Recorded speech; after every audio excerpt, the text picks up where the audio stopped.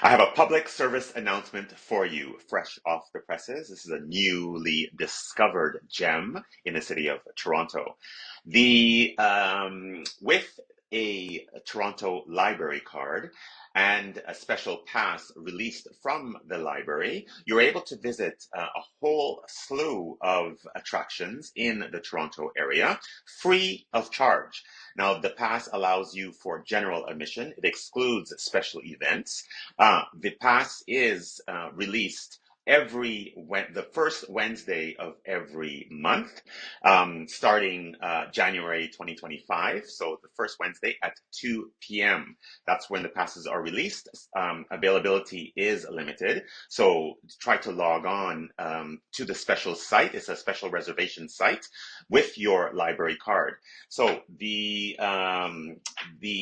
idea is to be able to visit these really, really interesting attractions in Toronto without paying any money, just because you have a membership with the Toronto Library.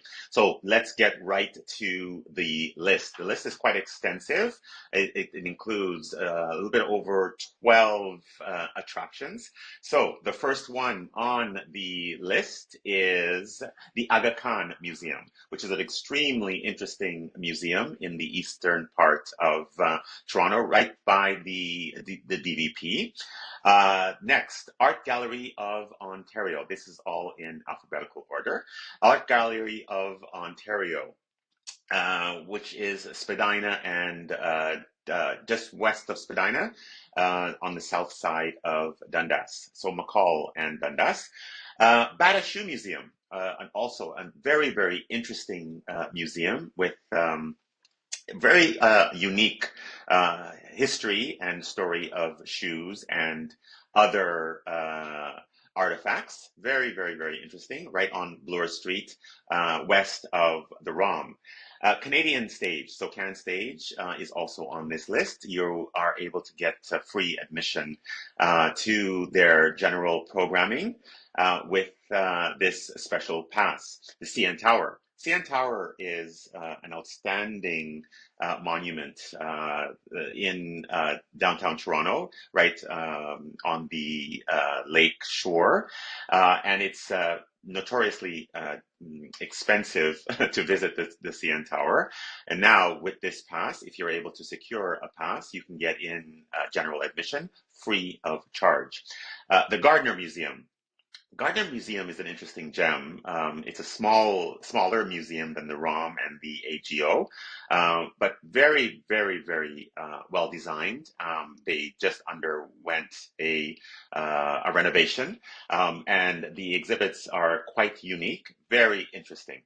Hot Docs Festival. Hot Docs Festival has programming throughout the year. The membership to the Hot Docs Festival can be costly. So if you're able to secure a pass on any of the months, then it's well worth visiting the Hot Docs Festival for a little bit different experience than what is available at the big box cinemas and the other cinemas in the city.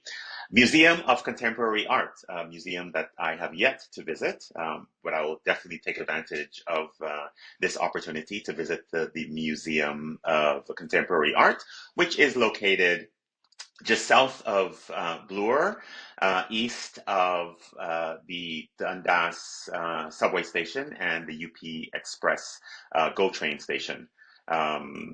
So just west of Dundas West, or east of Dundas West. Ripley's Aquarium, right beside the CN Tower. Ripley's Aquarium is a fantastic attraction and well worth the visit. It's right beside literally right beside the CN Tower. So if you are able to visit both attractions on two different occasions, that would be well worth your time. Royal Conservatory of Music is also on this list.